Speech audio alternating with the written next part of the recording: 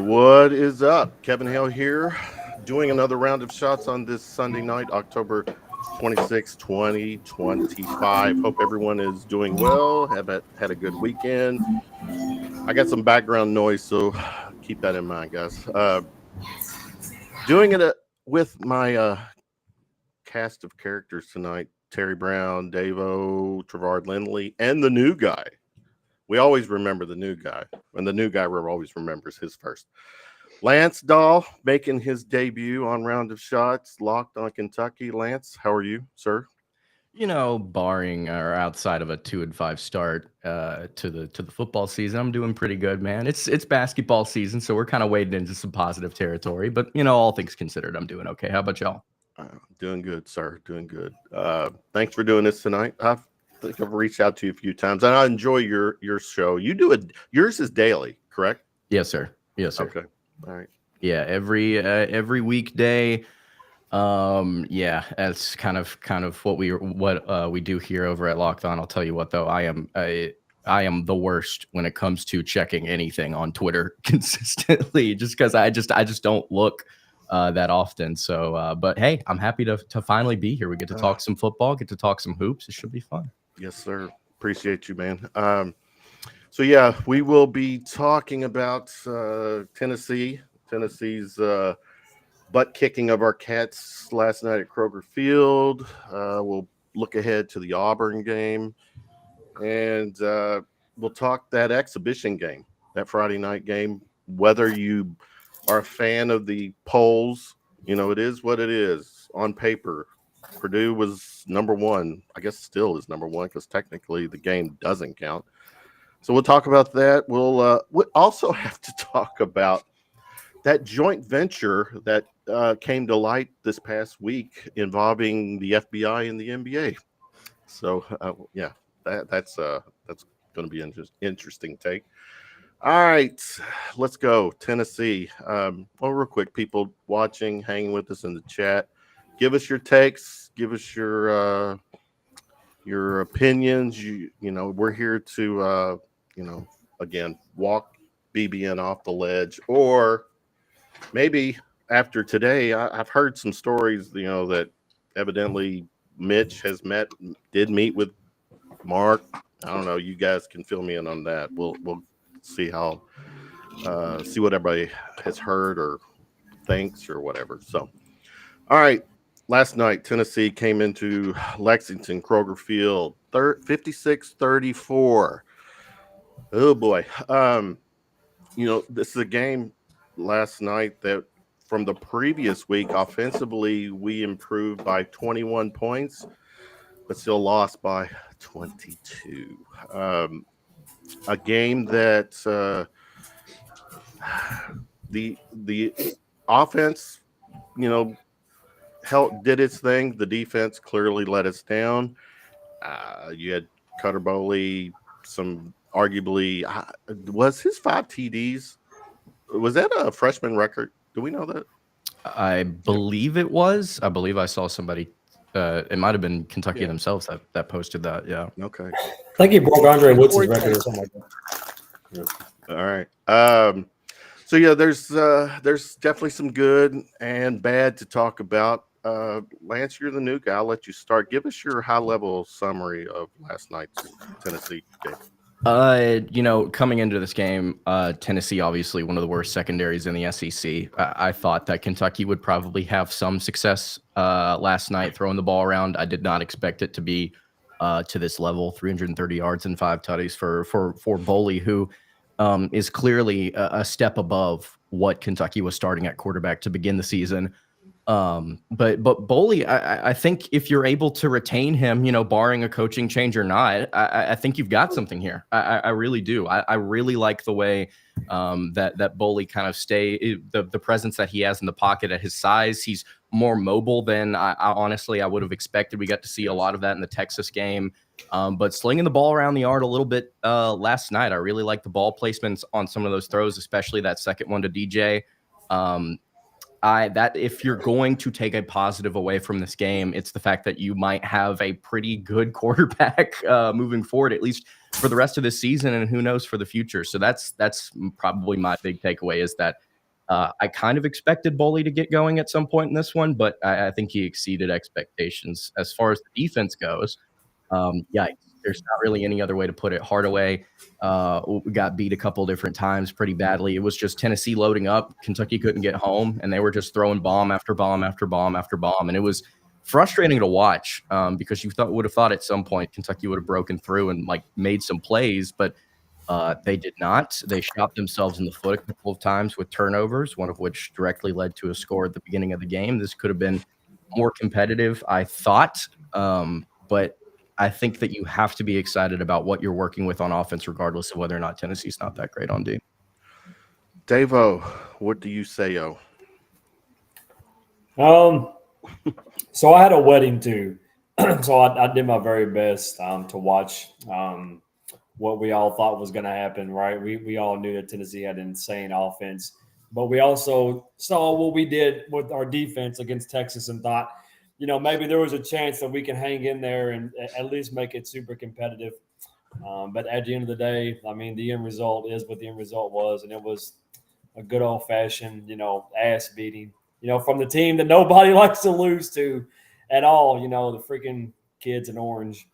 Cutter Boley, I mean, like Lance said, it's he's showing amazing progression, game after game for being a redshirt freshman. We definitely have something here. And with the quarterback, we got Pazinski, I believe his last name, coming in next year. It really sounds like we got a good pipeline of quarterbacks finally that we're going to be able to develop out of high school. So that's a super positive. I guess the only negative that we think of is what are we going to do if there is a coaching change? So, what do they do if there's not a coaching change? So we'll save that for a little later. And the wide receivers showed up. Yeah. Young core wide receivers showed up. Mm-hmm. So. Trevard, from the player perspective, what did you see and feel from last night? So last night, like you said earlier, Boley, he did good. He was moving in and out the pocket real well and throwing the ball. And his numbers was good last night, throwing 5 TDs and only one interception. So which was a bad interception, but bad stat-wise. The result was bad. So, yeah. But it made it look good and look like they opened up the offense a lot more than the previous games. So that was good. And, I mean, defense, they tried. They tried to hold them, but I think Tennessee averaged 14 points in the first quarter. So they got that first 4 to 5 minutes. Yeah. So we pretty much playing catch up the whole game. So, well, we're going to go a little deeper on the defense with you in a sec. But Terry, give me your high level summary. I mean, I don't mind getting beat, if Peyton Manning's putting up 50 points, but that's not a Peyton Manning Tennessee. That's the frustrating part is that team's not that good to look how they looked on Saturday night. So that's the frustrating part. If you're a fan is, you play in the if Alabama puts up 50 points and it's the Nick Saban, right? That kind of happens. But this Tennessee team wasn't very good, and that's the disappointing part. Well, I mean, they're a top 20 team. Just saying, but it's not that they're bad. They're I'm not saying they're bad, but they're not good enough to. They're not good enough to look like how they looked for stretches last night, especially with the turnovers and gifting them 14 points early on in the game. Like Trevard said, you're playing behind, and that changes the scope of everything that you do from there on out. So they were kind of from the playbook up a little bit. just to play catch up. So just another frustrating game, another frustrating SEC game. That's the bottom line. As Dawe sign says, quote, new edition here, is this the year? Now, if you're going to quote new edition, you're going to have to sing new edition, Terry. You don't want that now. Yeah, I do. No, We can. I'm not going to sing. I'm It's terrible. I'm not Bobby Brown. No, Bobby Brown. That's great. Well, yeah. Even though my dad is James Brown. Yeah, that's true. I'm sure he had the moves too. Mm-hmm. All right, digress. Lance, you're talking to this SEC run for Kentucky dating back to last year or so. We're 0-5 this year. It looks, by all indications, well, if I'm a betting man, I'm going to probably, bet that we're not going to win a game, SEC game. But again, what has been your take? What is going on with us within the SEC right now?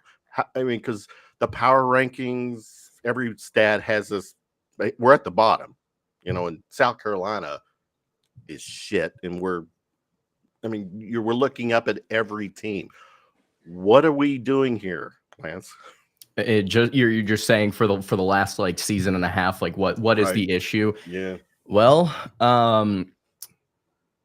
I would say it's probably a combination of things. Also, I apologize. I don't know if y'all can hear the fireworks in the background. I had to look it up just a little bit ago to make sure that there's something going on at the town square right by where I live. So they have been throwing down. So this is not Kentucky related. Yeah, they have been throwing down on fireworks for the last 15 minutes, and I don't know when they're going to stop. Anyway, so Kentucky, I think it's a combination of things. I think first and foremost, and not to say I'm Nostradamus or I know everything. It was kind of an obvious comment, a couple of years ago, whenever the SEC announced that they would be expanding and the conversation around conference schedules and stuff like that. I mean, obviously things were going to get more difficult for Kentucky in terms of scheduling, so it was going to be more hard to win. I think regardless, with Oklahoma and Texas joining this league, just two opponents that I think year in and year out are probably going to recruit, invest, and perform higher than Kentucky does, or better than Kentucky does. So that was just going to be a more difficult opponent to add. So there's a potential loss added there. And then also just the fact that it seems like with the way that other universities are handling their NIL and how they want to distribute that and where they invest and how they invest, it sounds like there's a lot of teams in the SEC that have sort of done a bit of I think a more aggressive job maybe than Kentucky would, or is, I should say, in football. So maybe it's a bit of a talent disparity, but even then in the past with Stoops, Kentucky has kind of been able to overcome talent disparities by just out coaching teams flat out, just being more physical, more aggressive, and just kind of grinding you into a pulp in some instances when it comes to the way that Kentucky wants to operate on offense. And they don't have the offensive line for that anymore. I've been really disappointed with some of the decision-making and play calling on that side of the ball. I think Kentucky has really taken a major step back there. And then for this season, Kentucky giving up now over 30 points a game. Brad's it's just not a great situation for him, but I would say they've taken a step back on that side of the ball. So I think a lot of it has to do right now. Why is Kentucky losing? Combination of things, but I would mainly point to coaching and just the fact that this has just gotten tougher, more difficult for Kentucky consistently. That's great, great takes there. And where I was going with Dawe is, and I guess I could have worded it better, is it really now because of the NIL, or is it really on the coaching, or have we, talent wise, are not matching up to the other schools right now? I think a lot of it has to do with whenever you have quote unquote old heads as head coaches and just kind of refuse to change their ways of doing things. Stoops just kept relying on bully ball.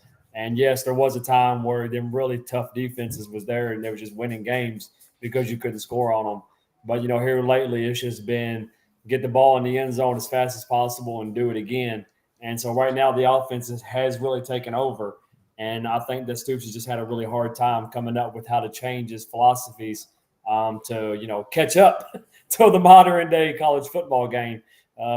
Modern day football in general, the same thing's happening in the NFL. They're just gunning it all over the place. And I also think a lot of it, has to do with Mitch Barnhart, I guess, just being really buddy with Stoops, right? Because obviously he gave him that pretty sweet buyout deal. So you got to be buddy to get that one. But also, like I said, I think Mitch Barnhart doesn't care so much about football, man. I mean, he's so worried about, and we say it all the time, Trevard, we always apologize, but Kentucky's a basketball school, right? And he's so worried about taking care of Kentucky basketball. And Kentucky basketball takes care of itself. College football is the revenue generator. And whenever you start having more and more people just lose interest, in the sport of college football, that program is going to take a hit, one way or another, even though, you get paid a lot of money off TV deals and such nowadays. But, not having ass in the seats and not having the support, on national television and having your stadium almost 50% orange against a big rivalry school, that's not a good look. It was close to 100% orange towards the end of the game. In the fourth quarter, it was sickening. Yeah, so I just think Stoops kind of ran into the same thing that Cal ran into. He's kind of overdid his time here, and it's time. Trevard, from a player perspective and what you're seeing talent-wise, where does this fall? I mean, is this more really on the coaching? But do you see that we have the talent to compete, in the SEC? I say it come down to players and coaches. Coaches got to call the right plays and pretty much do all the, I won't say film stuff because players got to do that too, but just call the right plays and try to bring in the player that fits what you do and what you call and type of play that you want. And the players got to go out there and fight hard for each other and for the coaches. But talent-wise, where do you see this team talent-wise? Is this a team that should be able to compete? Win at least one game? So we have the talent because I don't think you look at Vandy, they had a Diego and some of them players for 1 year and they did good. So I don't think they got all the players they want just from 1 year. And we had players here for a couple of years. So it comes down to just not quitting on your team, quitting on your coaches. Just go out there every weekend. Well, that's it so you can play. All right, I'm glad you brought that up. Right now, 0-5 in the SEC. 2-5 overall. We still have 5 games left. Oh yeah.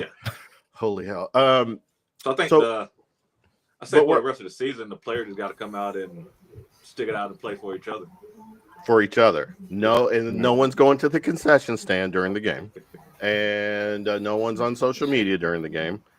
But again, from a player perspective, you're on the sidelines. Put yourself there last night. You're on the sidelines, and you hear BBN. You hear the noise, the background noise. Fire Stoops. You got mass exodus. In the fourth quarter. What does as a player? What is noodling in your head during the game? I don't know if you have fans just leave. But that kind of happened. That happened to me. It was 08, 09 when we played Arkansas. So we was losing. Then halftime came, and after halftime, three-quarters of the stadium was already gone. So pretty much then you just got to go out there and keep playing. Still play for each other. Worry about what the crowd think about you. Well, we know you were still playing at that All-American level, so Anyways, Terry, same kind of wrap us up on this. From the SEC. Here's my thing, and I'm here in Iowa in Big Ten country, and every time I bring up Iowa, people try to put what I'm saying. Okay, Dawe said that Stoops is old school. Well, Kirk Ferentz has been at Iowa since 1999. He's had one losing season years ago, right? Like, he has adjusted. It's coaching. So what does Iowa do that Kentucky doesn't do? It's 2.5 penalties per. That's discipline. They play defense. They're number 2 in the country in defense. and now they have a little bit of offense. So I say it's more coaching than anything, right? What do you hang your hat on? And I don't see anything that Kentucky hangs their hat on like they did with the big blue wall, right? We can talk about the way things change, but coach them up. There is, I'm getting some texts saying Brian Kelly is out. Yep. Oh wow. Well, here's where we're at. Here's where I'm going to go with is that when you're a football school, you're not as patient. You saw it with James Franklin, Napier, Florida, Kelly, evidently tonight. So, you know, Lance, one of the things that it helped me understand this too. People were once Franklin got let go at Penn State. People were like, "What about Franklin here?"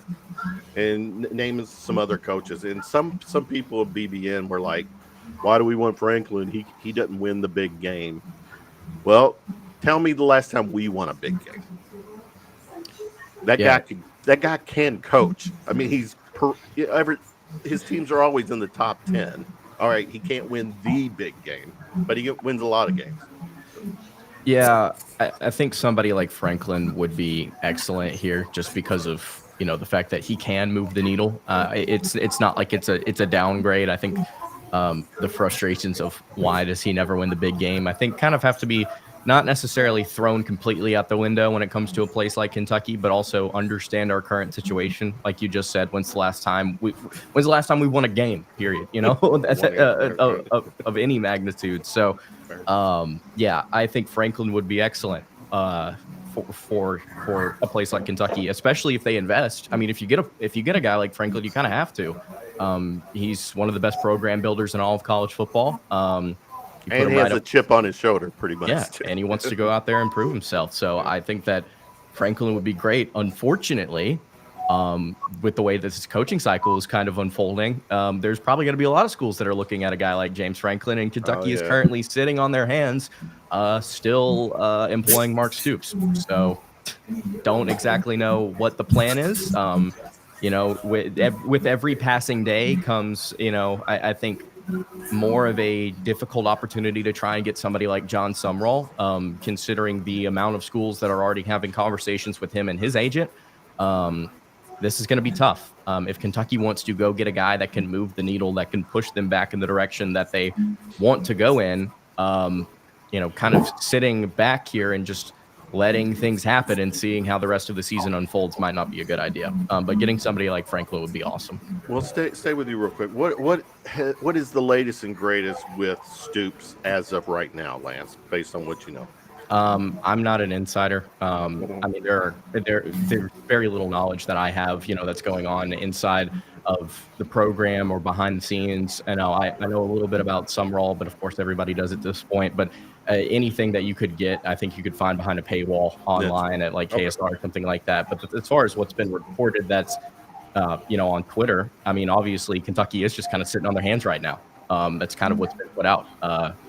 And that sucks. I'm not gonna lie. It kind of sucks to see that there's been no change. Like you mentioned, for a year and a half, the offense has become stale. Defensively, we're taking a step back. Don't necessarily think it's a talent issue. I think it's more of a coaching issue. It's probably a blend of both, but and we're just kind of idly letting it happen while what might end up being one of the craziest coaching cycles just is unfolding right before our eyes. I think Kentucky needs to put their chips on the table now, and they're not doing it, and that's kind of what's been said. So it's frustrating.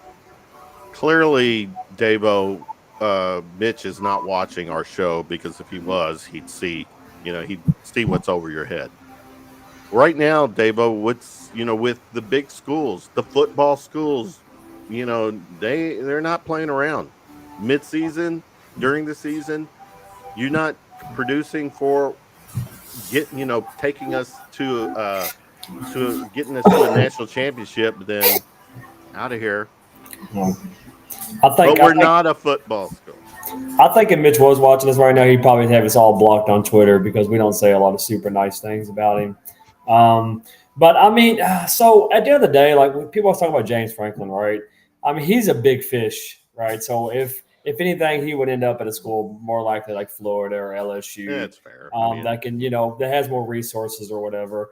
But I get, man, I really don't like the whole narrative and the whole argument of football school, basketball school, yada, yada, yada, right? Because, I mean, we see what's going on across the country, right? You can just be in a good athletic school and just be competitive in every sport, right? I'm not asking you to be competitive from sport A to sport Z, but at least have quite a few of your programs that are really good and competitive, right? I mean, we talk about it all the time the last few weeks. You got basketball school where they say that basketball was created in Indiana 8-0 and just absolutely wrecking people left and right. You got a team that's usually not known for being good anyways, besides academics in Nashville, who is competing left and right and beating top 25 teams. Yeah, TB. I think, and I've seen that. I've seen a lot of people out look at Indiana, Vanderbilt. I also think you should look back to 2007 when Kentucky was 7 in the BCS rankings, and those teams were crap, right? Right. Yeah. Like we're like it should be us. Like I think we should be fair because it's not like that now. We did this with Cal, where it was like, what's happened right now is what's happened the whole time. Yeah. And while had there been a 12-team play into Kentucky goes to a 12-team playoff. Be fair when we talk about why can't we did. I was here. Yeah. I was here for the 10-win seasons. I remember the success we had it not been off. A 10 Kentucky team is in the playoff. Let's bear with that, right? Let's nuanced discussions that we don't throw out the baby bathwater. No. Right? I've seen people talk about, well, Stoops is going to get his statue. Why wouldn't he? Why wouldn't he get recognized here? Oh, he should. He deserves his flowers. I mean, so I get what you're saying. No, he does. My point is that the longer you stay in an unwelcome situation, the less to me the prestige is. I mean, as a fan. Well, but we talk about my bad, TB. I'm sorry. So, this is what happens. No, we're just talking. Go ahead. Well, I'm sorry, sir. Oh, my bad. No, but yeah, like I said, we talk about giving flowers in an unwelcome situation, right? There was a lot of people who wasn't happy with Tubby, right? In all them years, he came back, right? Same thing with Pitino. He came back. He got his flowers. Cal will get his flowers. Mark Stoops did a lot of incredible things in this program, right? And I am incredibly thankful for what he did. And you have to be. He gave us some incredible seasons, right? And we really, really should thank him for that. And he will. And I don't know about statue, but he will definitely get his flowers. But at the end of the day, like TB said, me personally, as a fan, we all know how big we're all major fans, right, in the program. We're not always asking for that, BCS ain't around no more. We're not always asking for that top 7 ranking in the college football playoffs of the BCS. We're just asking for competitiveness at a yearly rate, maybe having a stinker every once in a while, but not having stinker after stinker after stinker of a season. We haven't won an SEC game in over a year. Or whatever the stat line is. Year and a half. So, we should be Iowa. And I'm saying that for years. We should be Iowa. Yeah. We're competitive. Right. They're competitive year in and year out. That's why we shouldn't. Like we shouldn't. I've said it for years. People, but people think, because you're in Iowa. Iowa plays for all those crazy trophies. The Pig Trophy against Minnesota. They played for a counted. They won those games by combined 3. That's how you do it. The teams you're supposed to beat. You beat those teams. And people are like, well, beating Wisconsin doesn't move. Say, my brother in Christ, we can't beat Vanderbilt. No, we're not even mean you can't beat South Carolina. What are you talking about? Yeah. See, my and so take is that's my point. Yeah, I get it in the past. Yes, 2007. Shout out to that. That was a great year. But that was then. This is now. In this moment, when you have all the border schools playing at a much higher level than us. Indiana seriously could win the national championship this year. 2 straight years. This is 2 straight years they started 8-0. They are right now one of the top 5 teams. You have Vanderbilt, the top 10 team. Tennessee, say what you want. They came in and showed who we are to them. And then our friends here in my city, your city too, Louisville, that's looking like a probable beatdown to finish the season. We have to compare ourselves to certain teams.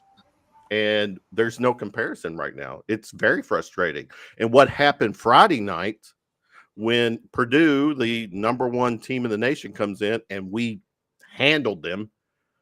Oh, the basketball season is here. Friday night, we're talking about a national championship, number 9. And then we go do a total 180 with our emotions. That football doesn't want basketball right now to be in this conversation because it just makes it even more sad. All right. Ad nauseum. But Terry, I like it. Yeah, you're right. We still have to acknowledge what Stoops has done. But be honest, the last few years. 4 years ago, okay, when I got married, Iowa and Kentucky were both so. Iowa was 2 in the country. Kentucky was 11 in the country. So when people say, "Why can't it happen here?" It did, and you have to say that because you have to be fair. Well, let's also be fair. Now, all that being said, don't get just because Coach K got this is how it goes all over the place. Where it's like you figure out a way to get a coach out, right? Joe Paterno had to leave the state. At some point, Bear Bryant had to leave Alabama. Like, this is how it goes. This is not unusual. This is not specific to Kentucky. This is how it goes. That a great coach that's done great things, you have to figure out a way to exit with a little bit of respect. Well, I mean, Paterno, that situation was really non-football related, but well, yeah. Brad, I should have gone with Bobby Bowden. Bobby Bowden would have been a better one. That's on me. Lance, that's on me. Well, yeah. What's it going to take? I mean, right now, I mean, to me, Stoops, the longer he stays, the less likely that statue will get hoisted. What's it going to take right now? Is it going to just play out, let the season play out, let us take an embarrassing losses, go winless in the SEC? Is that what it's going to take? Because what I'm thinking is that Stoops, I would think, has got some pride and ego. He can't just this can't be sitting well with him, and he has to look himself in the mirror and say, "Oh, I'm not where I was 4 years ago." I can understand the aspect of and pundits have been talking about this a lot recently and hadn't really thought of this about this angle about like the competitive nature and spirit of some of these coaches getting in and out of these jobs, and how they will want to get back in after being fired or they want to stay in it. But you know, if it's me, and I know that my time's probably coming to an end, I'm probably, you know, coaching out the rest of the season. And I know that I've got 39 million reasons, you know, to kind of take my stuff and take a hike, regardless of how competitive I am or not. at the end of the year. I believe that's what Stoops' buyout would be currently, $39 million. I need to go find the actual number, but it's around there. Yeah. That's kind of the direction that this is heading, regardless of whether or not Stoops is competitive and wants to kind of like try his hardest here to wrap things up. Or if he's like, you know what, I can't take any more of this. I'm going to step down and take some of my buyout. It feels more likely than not that Kentucky's really going to let this thing play out. I don't really see another scenario unless they start getting whipped down the stretch here by like Auburn, Florida, Vandy, and Louisville. Like they get beat like bad. In these next two games. Outside of that, I think it is. You look up at the end of the year, you get paid, and you get out, and at that point, you're probably behind the 8 ball. You're probably behind already when it comes to this coaching search and getting a hire that you want that kind of elevates things. Really curious to see how things might play out with Will Stein, just because of the fact that Oregon, more likely than not, is going to be in the playoff, and he's still going to be coaching for a month or so, possibly after all is said and done here at Kentucky. But yeah, I think right now that's the most likely scenario is he coaches it out and he gets out with millions. Yeah. Trevard, you touched on the fact that, players are playing for each other. You're going to tell the mindset of the players these last 5 games. Yeah. And I mean, and what is that mindset right now? I mean, is it,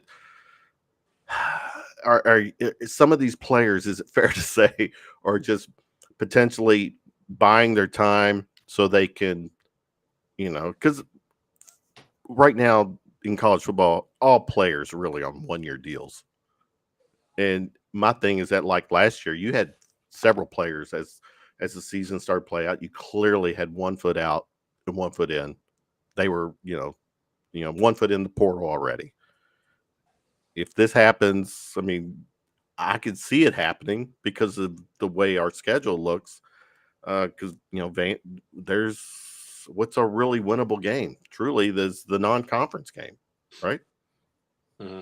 So, talk to me. How the players? What do you need to see the last 5 games or the next game? Let's just go to the next game. You're going to know by watching the players during the Auburn game if what? They go out there and play hard every play and for 4 quarters. So, I mean, every team we played, they're going to look at us like, okay, it's going to be an easy win. We're playing Kentucky.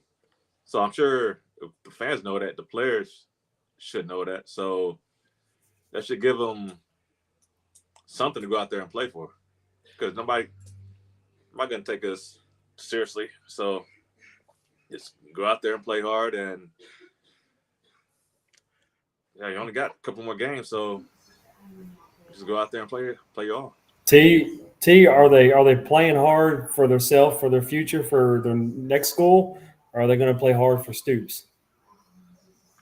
Well, I'm not sure what type of relationship the players have with Stoops, so, and they're already losing, so just go out there and play for your teammates, play for yourself, play for the school.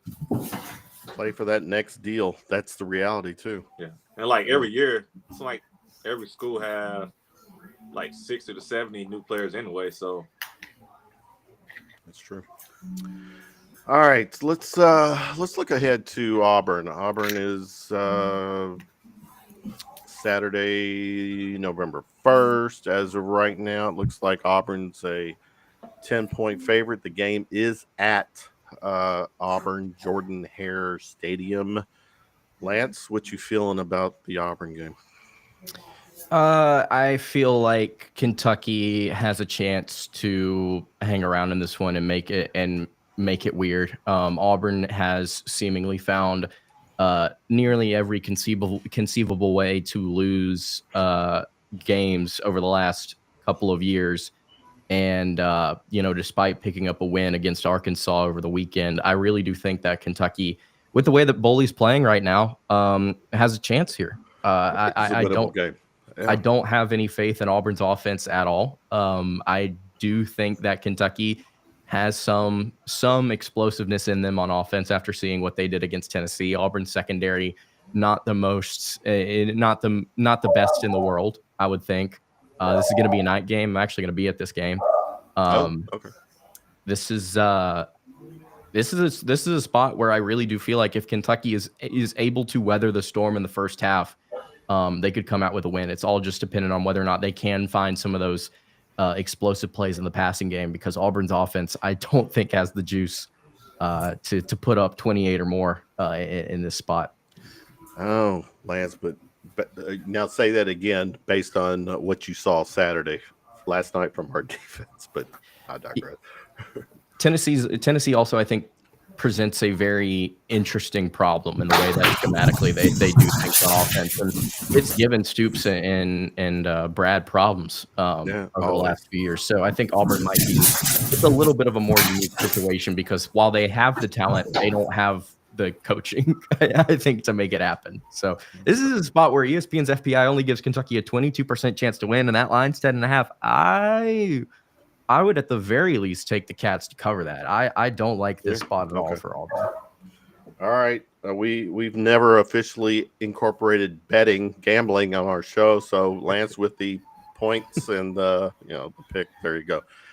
Dawe, Auburn, what are you thinking? It's just the hot seat bowl, between two coaches, down there in Auburn, Alabama, they want Hugh Freeze out. And obviously, we all know we want Mark Stoops out. I think it's going to be a battle of wills at this point between the two coaches. It's a night game down there. It's going to be crazy. I don't know. Is it bad to say I don't care? I mean, I do. I mean, I never want to see us lose, but that is. I'm glad you said, because this is a fan show. This is. Trevard's a former player, but the rest of us are fans just who happen to do podcasts. So, yeah, but that's what you're saying and feeling, Dawe, is a huge percentage. It's a majority of BBN. I mean, so for the players, right? I mean, I love all of our players, right? And I want to see them have a great game. I want to see them go out there and be competitive at the end of the day. But my gut feeling is exactly as what we've seen the last few games, right? We either play somebody really close and we find a way to shit the bed at the end, or we go down there and get completely steamrolled. And it sucks. It does suck. Trevard, what are you thinking about Auburn? I mean, I watched them play against Georgia, and it wasn't all that impressive. So if our defense can play like we did against Texas and our offense can play like we did against Tennessee, I said it would be pretty okay. good, but... Won't you? That's what there he is. Go to the practice and give the pep speech. We need the offense to play against like Tennessee and the defense play like Texas. Problem solved. Yeah, it was. Trevard Lindley signs a 6-year deal to be the head coach of University of Kentucky. Oh no, not me. No, not yet. We're still trying to get you in Kentucky Sports Hall of Fame. It is. I'm going. This is my thing. Trevard Lindley it's a crime that you are not in the Kentucky Athletics Hall of Fame. I've said it once. I'll say it for the 100th time. Well, maybe one day. You will. We'll be there for you. All right, TB, Auburn. I'm here. I'm never going to pick my team to lose. Auburn hasn't been that impressive, so I think you start playing with house money. I think the offense looked a little bit better. Deep, I kind of go Trevard. I don't think it's a far cry. Put these two things together, these two halves, and make a whole, and see what happens. I mean, that's the way it is being a fan. I mean, I'm a Cubs fan that didn't win for years and years. So I'm here to root my team. Wow. She's a Cubs fan. Did you console her? What would you do? Were you like was your shoulder, or would you offer her up? What was that all about, Terry? Terry, you got to go on Terry's. No, I'm not. Terry's Twitter. I got to say that your pinned tweet is a good one, where you it's the story on how you met your wife on Twitter, right? Is that right? On Twitter, yeah. That's my final shot.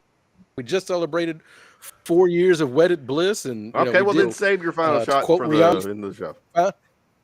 We found love in a hopeless, and I'll say it again at the end of the show. All right, so, and we're happy for you. And then this place here tonight is just misery loves company. All right, so Auburn, I think we all agree that Auburn is a winnable game. And go Cats. Lance, you said you will be down there? Yeah, I'll be down there for the game. Okay, cool. Good deal. Safe travels and all that good stuff. So, yes, all right. Let's talk hoops. That orange round ball. Friday night. Purdue came into Rupp. Purdue on paper, whatever. I mean, realistically, no one knows. I mean, who is 1 through 25? It's all speculation, but you gotta roll with it. Lance, Purdue was the number one, is the number one. I thought our Cats looked pretty damn good considering we were without our point guard and a few other players.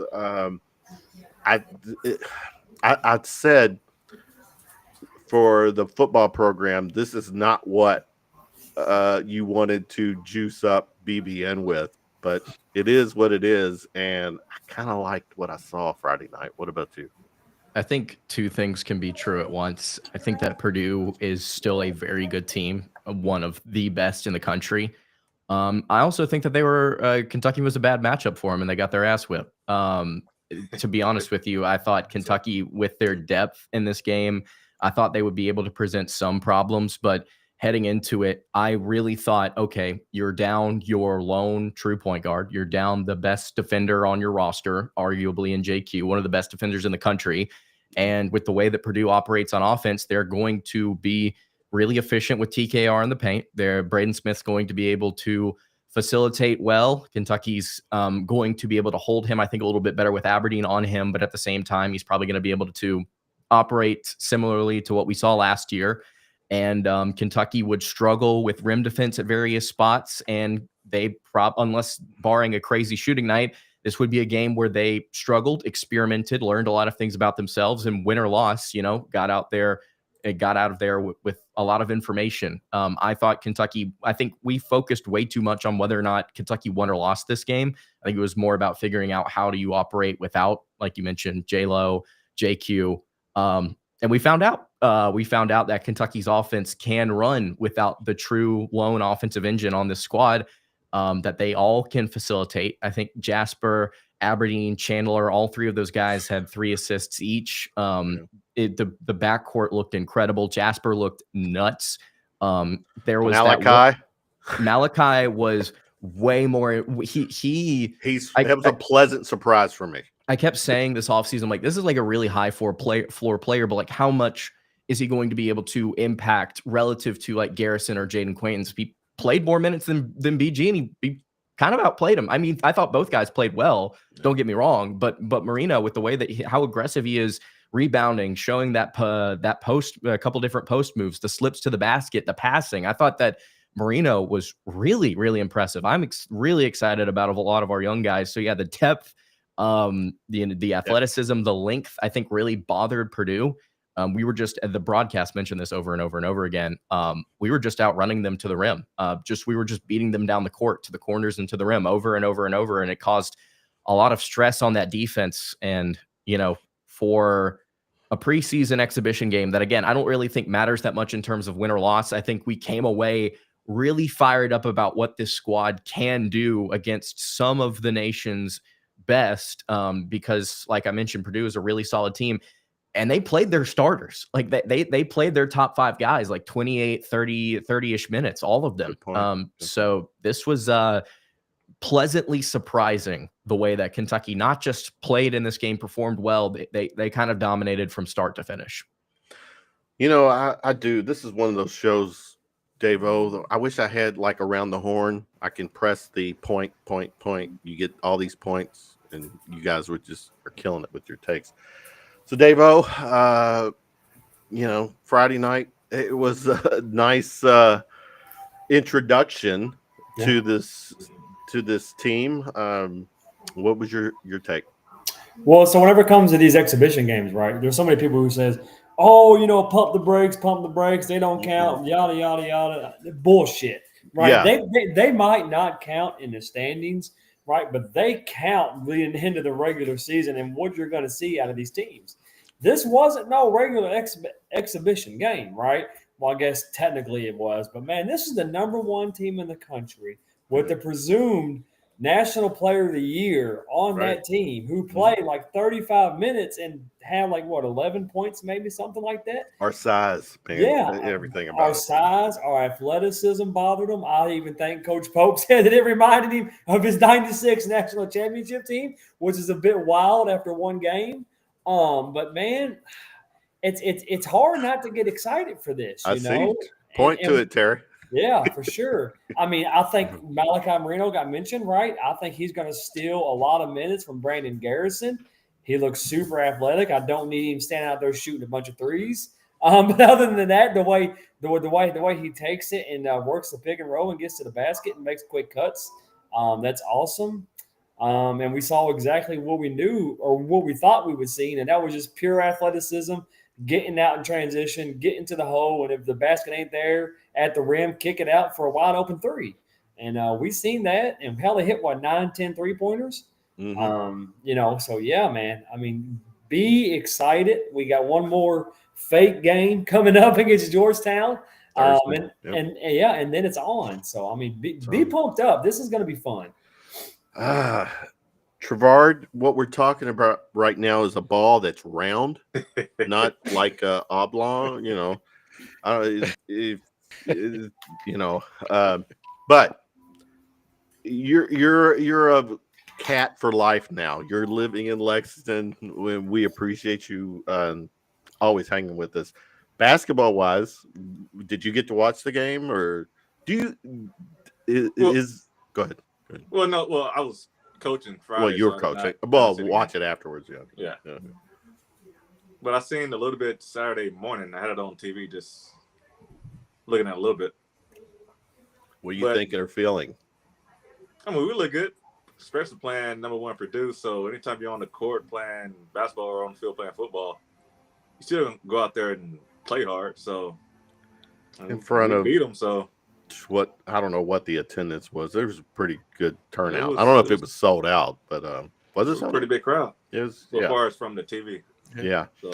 So TB, as you finish this take, the one thing, it's an exhibition, but you know what? The way this at least to my knowledge, this season's exhibition, you had Louisville, Kansas the same night, Duke and is it Tennessee tonight? Where I'm going with, hold on, is that this has become kind of a big deal. And my take is that Kentucky and Purdue, it could, for the players, it's an exhibition. It's not. You're playing for Kentucky. You're playing the number one team. But there is a lineup of games that's happening where it's an exhibition, but it's college it's the season is here. First things first, Apollo Creed died in exhibition. So, I'm just going to throw that out there. That's a serious living in America. It's supposed to be an exhibition. So real life things can happen in an exhibition. I'll tell you what, I watched a lot of highlights of the game. I'm scared. I think my wife is going to be scared because she has not seen TB watching the Kentucky Wildcats play basketball with a championship, and she's going to see a different animal. She's seen me with my team in the last 4 years. Finals. She's seen me with my team in the Super Bowl, and everybody knows I clean. I do my stress stuff, but I'm saying Final Four TB is a different animal. So I'm hoping and praying for her sake. Put the cameras up so we can film this and turn it into a reality show. You and the missus, But we'll talk later. I do my cleaning during the game. So we'll see. Look, man. Like Trevard said, if you're a hooper, if you're a the baller. It doesn't matter what you're out there. You're giving it your all. I know it doesn't count, but hey, I'm excited about this team. I always am. Like Lance said, you take more than the win. It was the comfortable way they won. That was my takeaway was, oh, okay, we're missing some pieces, and this still is a comfortable win. I like our chances. Ball movement, everything. It just seemed like it didn't seem like the first game. It's just how it came across to me. It just they felt there was a sense of comfort and confidence. They've been practicing for a while. It's different than it was way back when, right? Right. And so it's a little bit different. I think trying to compare eras is a little bit faulty with that. But what I saw on Friday night, Justin Rowland said, "Hey, what's your hot takes?" I'm like, number 9. That's my hot take. Yeah, I need some more. I need some more swag up here for a championship. My championship T-shirt's a little threadbare. I need something else, man. It's been a while. Well, speaking of number 9, is it? After it kind of got published that this team's payroll is $22 million. Am I right with that? Which, if that's the case, then it's likely the highest paid program, out there in college basketball. After what we saw last night, it looks money well spent. It looks money well spent. And here's the thing: you got how many players are we realistically have to get on the court? There's 10 guys, right? That should see time, whatever the rotation is. It's gonna get down to 7 or 8 because that's usually what happens. A lot of people talk about the platoons, but by the end of the year, 7 or 8. A lot of people go back to 96 and how deep it was. It was 7 or 8. Go back, rewatch the 96 championship game, rewatch the UMass Final Four game. It was not just 10 guys playing. That's not how this operates. I know it feels good to say we've got 2 squads, but it usually gets down to 7 or 8. That's typically what we see. It's not a bad thing. So I wouldn't start saying. I don't think it's not a bad thing. I don't think the platoon thing is a bad thing. It won us 30 straight games, right? That's the thing is everybody's platoon. I'm like, the 38-1 team? Like, you don't want to do that again? After the last 4 years, you don't want 38-1? Oh, I'd want a heartbeat if you guarantee it. I think something tells me if you put Pope, Lance in that situation, 38-0 against Wisconsin, does Pope beat Wisconsin? With this team or with that team? With that team. Come on, I need a soundbite. Come on, Lance. I don't see. Come on, Lance Dawe, Locked on Kentucky. Give me a soundbite. I don't see how he doesn't pull that out, man. Exactly. I don't think it's close at the end. I think he's just steamrolling into the title game. That's how we roll here. I mean, this season. Oh my God, we are just going to be like kids at a candy store on a Sunday night doing a show. Trevard, you can still come hang out with us and the round ball. Pope's he's 3 years to get to a Final Four. Does he? Tubby won the championship in his first year. Okay, so let's walk a lot more with difficult me, okay? to get there now. Hey, coaching. I know. The tournament starts in 1939. We get our first Final Four in 1942. Right? Oh boy. Joe B takes over in 72. Final Four in 75. Right? Rick Pitino, even with the probation, I always feel like Terry is just like taking me, he's giving me my history lesson. Go ahead, Terry. I'm sorry. Pitino with probation, Tub year 1, Cal year 3.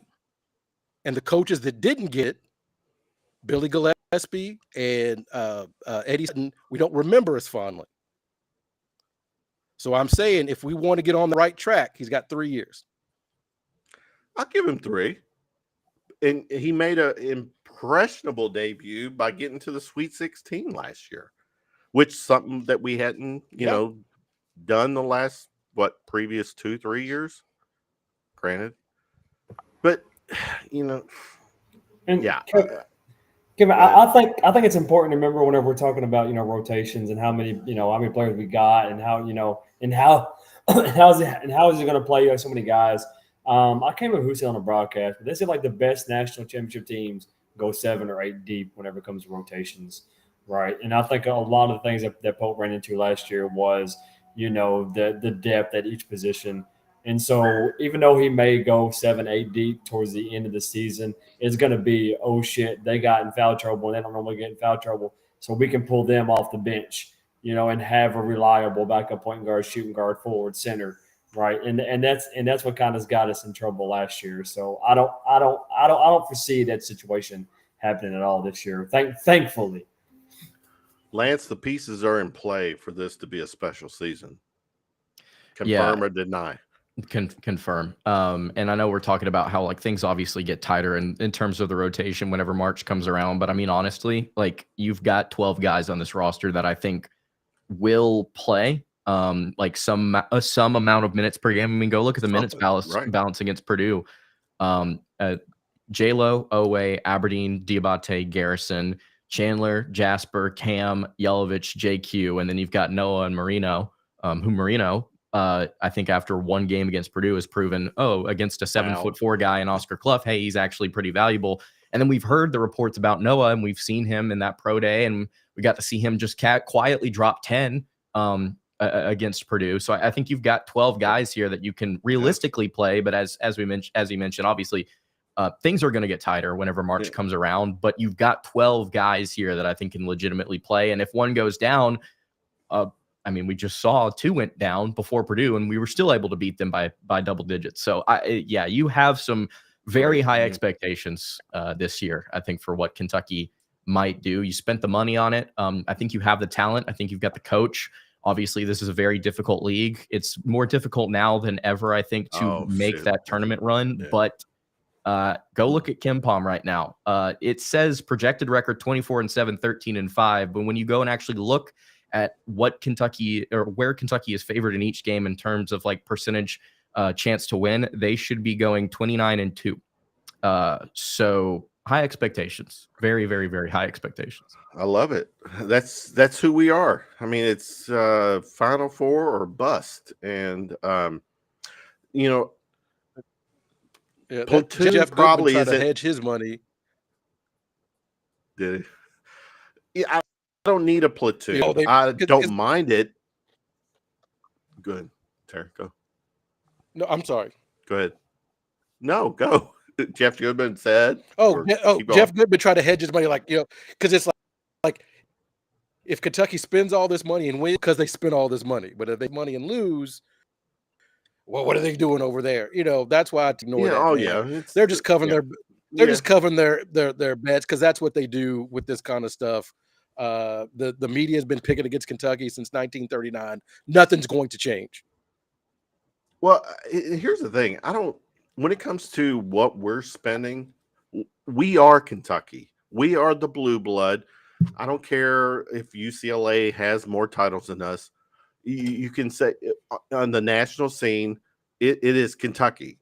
And it might be UCLA after us. I don't even know. But Kentucky's is the pecking order. And we spending $22 million, that should basically be our salary, every year, or that's who we are. It's a basketball school. Sorry for the football fans, but it's just it. And so after Friday night, I got the warm fuzzies. Everyone I'm just texting, chatting with, we're watching a team in an exhibition game perform right out of the gate, like the comfort, the confidence.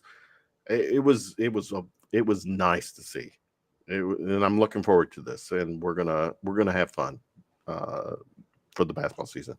All right, real quick, guys. Lance, we're running short on time. What's your take on this whole NBA gambling thing? Just your quick 10-second 20-second take. If I'm in the position of Rozier or Billups, I don't know what's going on in their personal lives. I can't speak to their financial situations, but what I can tell you is that it's pretty public the amount of money these guys have made, not necessarily what they've done with it, but I'll just tell you, hey man, if I'm making all this money, last thing I'm going to do is go gamble it away. And I'm definitely not going to try and gamble it away and get caught. If I know that it'll put me in a bad spot. So that's my take. Don't do it. Don't do it. Just play ball, make your M's and go home. That's kind of where I would be at. Don't do it, man. Although I will say it is bizarre. I don't know. Have we ever had a head coach arrested for gambling before this? Yeah. I mean, holy hell. And here's the thing. Not only, I mean, you have the mafia involved in it. That's the craziest part about it is when I first read that headline, I did a double take. What do they have to do with this? And then the other take, guys, with the FBI, every FBI agent that's involved in this is like this will be the Terry, you're law enforcement, you got family. Mm-hmm. When a FBI agent, Terry, is involved in something as freaking I mean, this is big time. This is a badge. This is one of the things that they want on their resume, right? And they're they're going to hit the NBA. This is you're an NBA guy too, Terry, and I appreciate it. Yeah. Adam Silver, he gave the proverbial, disappointing, blah, blah, blah, blah. This is a freaking black eye for the league, which, people who have made the accusations that games are fixed and players are doing this. Now you got proof. You got freaking proof. Go ahead. You can't have that. Whatever your league is, when you look at the handles to hit sports, it's gambling, right? CNY, Kentucky didn't play 54 season. When you look at that, how do you know that? The public has to. You weren't alive in 54. So I see a lot of people that are Kentucky fans and Cincinnati Red fans that now all of a sudden have a problem with a coach betting. Interesting. But the number one thing for sports is we have to believe what we're seeing is not scripted. And the issue that it's kind of scripted, right? When you see different calls, there's been different games. WWE. Yeah. And so you can't have this. Like you absolutely cannot have about Malik Beasley. Don't forget about Porter that got caught last year, kind of betting on themselves. That's part of, the props and betting the unders. I think having organized gambling look at this stuff and point out helps. But yeah, this is the last thing the NBA needs is this huge a thing. You do know professional wrestling, which I'll admit I'm still a fan of. I know what it is, but you can bet on pro wrestling. Just saying. Geez, this is the NBA thing. So, Trevard, player wise, you've got a lot of control. I mean, seriously, I don't know. Do you know of players that were potentially playing for a betting line? Probably not. Right now, betting is just crazy, right? It's just everywhere. You can bet whether or not Trevard Lindley will sneeze in the second quarter of a game on the field, probably. And you can bet whether Dawe has a fire mark Stoops sign over his right shoulder or left shoulder. and you can bet whether TB has how many number 3s over his right shoulder versus his left shoulder. And you can bet on if Lance Dawe checks Has out. his camera die mid-recording? Yeah. And he's like, I'm done with these guys. It's everywhere. So, at the end of the day, are we really surprised? You got players that Rozier, literally Rozier, he called his shot. He's like, I'm going to shut it down by a certain time and everybody have at it. The Mafia wins. The league loses, though. Adam Silver, the NBA. From a league perspective, a player perspective, Trevard, because it's fair to say not every player in the NBA is cheating or gambling. Yeah. What's for the integrity of the game. But right now, it's there's a suspicion. How many of these games are fixed?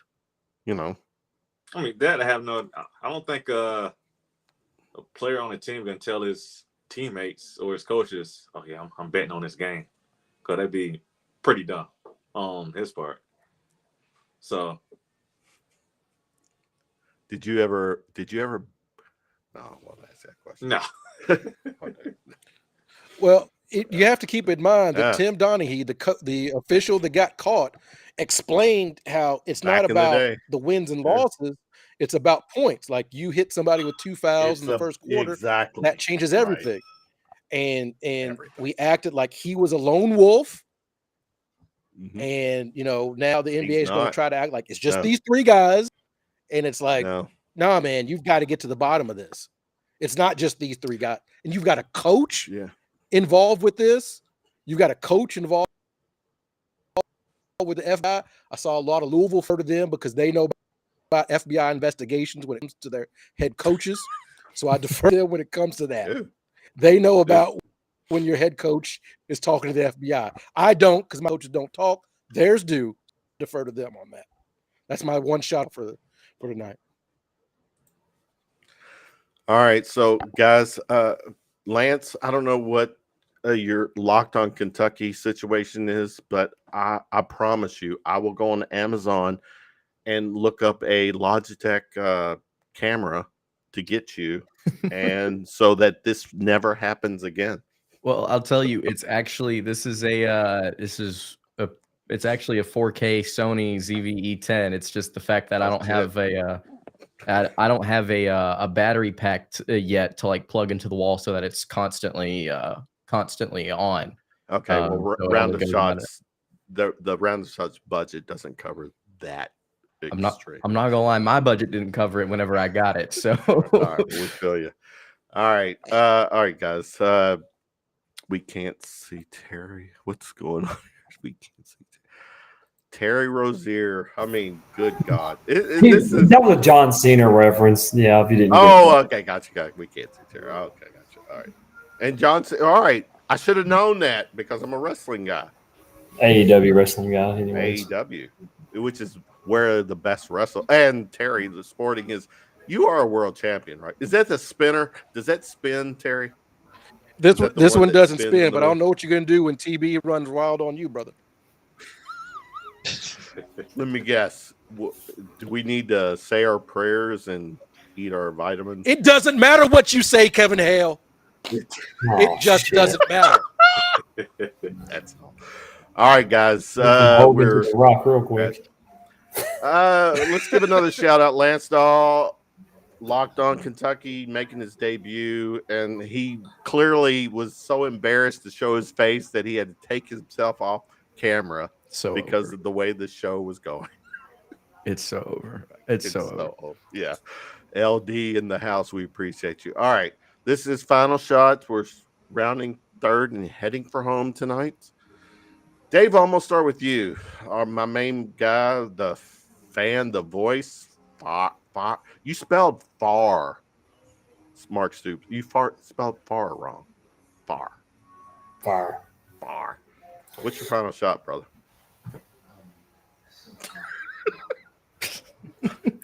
Do you have a 1A final? That, and of course, I gotta represent them.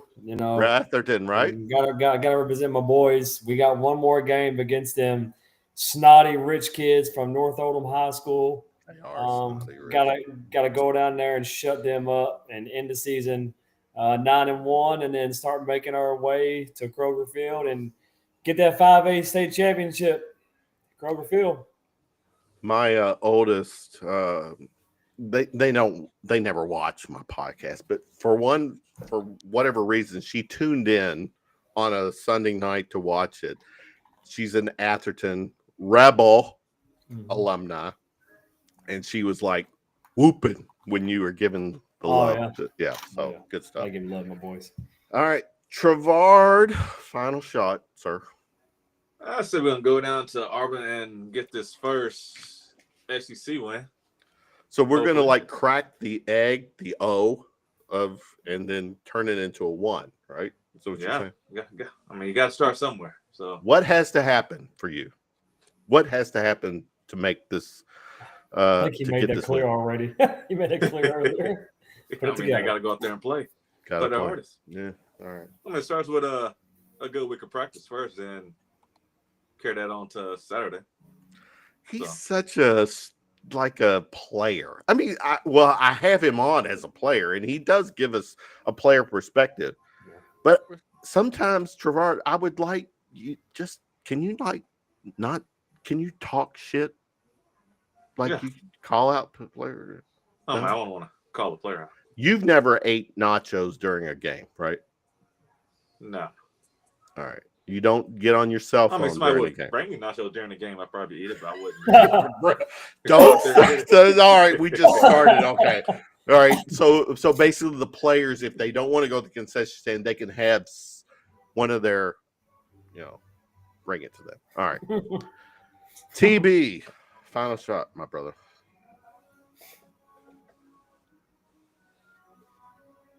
Final shot. I can't. We met with Rihanna. Go ahead. Go. You can't hear me? Well, now happy 4-year anniversary to my lovely wife. Got the board out. TB. Said it wouldn't last, and here we are, still being awesome. So. And shout out to Atherton Field. Shout out on this show. Though Katie, who I know her as, is watching the show, and she's like, if you put the board up, Terry, you give a shout out to me. Never. Oh, Lord, let's not go there. The night will end accordingly. Lance Dawe. That's just how we are. Terry, when you come back to Louisville, hit me up, please, so we can hang. Well, I was going to hit you last time, but I went to the hospital. So I saw that. And I was sending thoughts and prayers to you. All right. Lance Dawe, your handsome face is no longer on the show, but what's your voice say? Final shot. Yeah, final shot. Doesn't matter if Kentucky's healthy or not. November 11th, Kentucky's going to go into the KFC Yum Center or wherever the crap Louisville plays ball. They're going to beat them by 20+. You go ahead and write it down. Well, we got to talk about that on the next show. How the hell does Louisville and Kentucky basketball? I know how it happens because the ACC at Louisville, ESPN can dictate the schedule of that game. But no way should that game is a staple for between Christmas and New Year. Yeah, that's a New Year's Christmas type game. I don't know why they're playing it this early. I think they conspired against us the moment that they knew that we got Jaden Acquaintance. Somebody at Louisville called up somebody at ESPN or some schedule maker, some TV guy, and said, "Hey, we got to get this as early as possible. We can't have that guy on the court." So it doesn't matter if he's out there or not. It doesn't matter. Say it like The Rock. It doesn't. It don't matter, man. Like TB said, I know that he said that was going to be his only parting shot to Louisville. Man, I got one for the road. Come on now. Go ahead. There. Yeah, Cats by 20+. Holy hell! It doesn't matter what they do. Yeah. Exactly. It doesn't. They need to know their role. Damn mouse. But a Rudy Poo Louisville Cardinal fan. Yeah. Our big, catchphrases. All the catchphrases. Triple H. Our big guys are going to expose Louisville. That's what's going to win that game. We're going to kill them. As I watched the Louisville Kansas game, our size. Oh my God, this is a very complete team. I'm just Dawe start spaces on Tuesday night, so do your thing. Yeah, Lance, again, a shout out. Thanks for hanging with us. You got carte blanche. Come on, hang with us.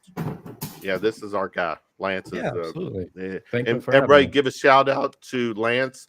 His podcast, Locked On Kentucky, daily, because people need the daily dose of Kentucky sports. He's your guy.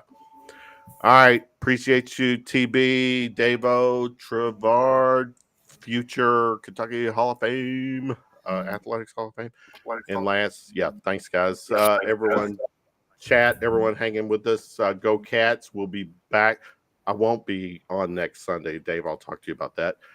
Atherton football, Kentucky football. We still support you. Basketball is getting ready to happen.